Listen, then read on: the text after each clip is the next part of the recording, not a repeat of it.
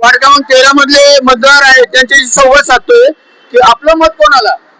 आमचं मत सुसंस्कृत असणाऱ्या अर्चनाताई गायकवाड 13 वार्ड क्रमांक मधल्या क क व क मधून त्यांना उमेदवारी दिलेली आहे. त्या सुसंस्कृत आहेत आणि सध्याला त्यांचं काम पण चांगलं आहे. त्या सामाजिक कार्यात पण अग्रेसर असतात. त्यामुळे आमची पसंती अर्चनाताईंना.